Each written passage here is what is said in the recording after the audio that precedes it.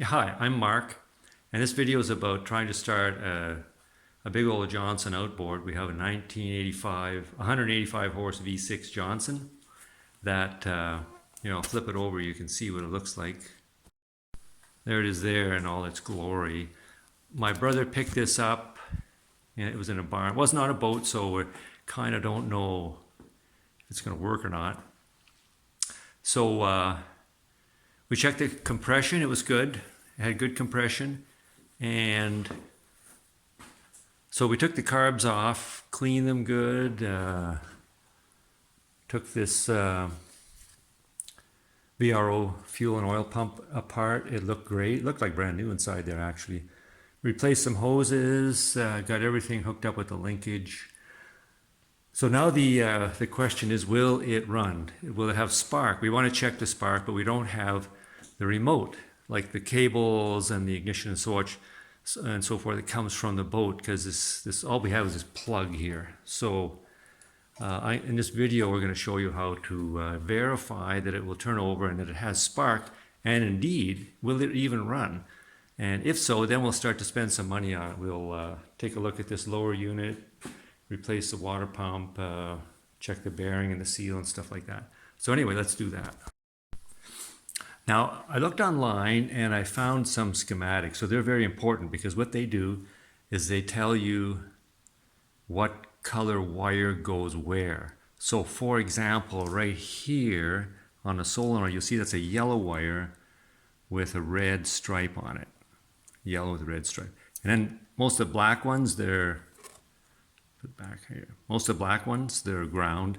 But then there's a number of different wires. I got this thing online. It's called Master Tech Marine. I don't know what that means.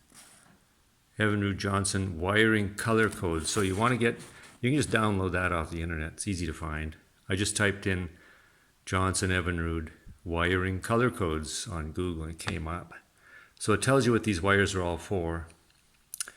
So that's important. But the thing they don't tell you is which is which on this plug. So yeah, there's a yellow wire with a red stripe going into this plug, but I don't know what pin it is. That's the problem. So what I did is I got an electrical tester and I tested between the pin that it's supposed to be and this here terminal. And I actually was getting a reading on about 3 of these pins. So I'm thinking, well, that's not working. What I did is I disconnected this wire. I took it right off that post. And then I discovered that it only, I would only get, what I did was I used continuity or the ohm check on it. So if I look at my chart here, what does my chart say?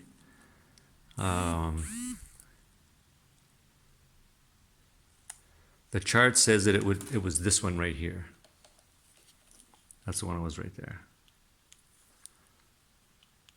So that goes to my solenoid. So what I need to do is hook on to power. So according to this little chart, I got this chart here. I just wrote it out. It's a red wire. It goes from the battery to the solenoid. And that's this one right here. So this is actually your main power that goes to this plug. So what I have to do is I have to connect this one and that one. That's to turn the motor over, but that doesn't activate the ignition. So the ignition one is, which one is it? The coils. It's this one right here, according to that thing. So this one here, this big pin, so there's 2 big pins. So this big pin here is power. This is power coming into the plug. So you run a lead from here to activate your coils, and then from here to here to start the motor. So that's what I'm going to try. Now there's another important pin that you got to have, and that's the one to the what they call a primer, because this motor, they don't have chokes on them, these motors, so you have to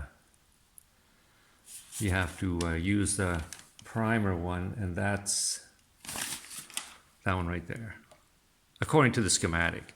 And I haven't really been able to verify that one. I'm going to do that, and I'm going to show you how I wired them up. And we're going to try and at least get a spark out of this motor. Okay, so based on what I know that this terminal here was power from the battery. And this terminal here, this terminal here activates the starter motor. This terminal down here activates the primer, and this other large one, there's two big pins, the other large one activates the coils. So what I did is I got all three leads hooked into the power one, and then I just used light switches like this. Just run into light switches. They're all off, I hope. They're all off. So what I can do is activate the coils, then I can activate the starter motor, and then I'm going to put a tester on my spark plugs to see if there's spark. So I'm going to try that right now. Okay, so I got it hooked up to a 12-volt battery, and I turned the power on the, I labeled them. So this one here was labeled on, so it's ignition. This one is to activate the starter motor, and I have it, I thought I turned that light off. I have it hooked up to a spark plug tester, and I'll just give it a shot here. Yeah, see, I'm having trouble with this. It doesn't want to go up all the way and engage. It does sometimes, doesn't other times, so it could be an issue. Could be an issue that Bendix. So let me try this now. You can see I got spark, so I'm thrilled. I'm absolutely thrilled. So that means we have the carburetors, we have spark. So my next trip, or my next job or project here is to hook up fuel and oil to this thing, wheel it outside of the edge of the garage, hook up a proper battery. I don't have good battery connection right now. I just have it hooked up to a jumper cable. Not very good connection there at all. Hooked up to a car that I got mothballed here. So yeah, if I hook up good battery to it, I think we're in business. I'm just going to check all the other spark plugs. But anyway, that's how we did it.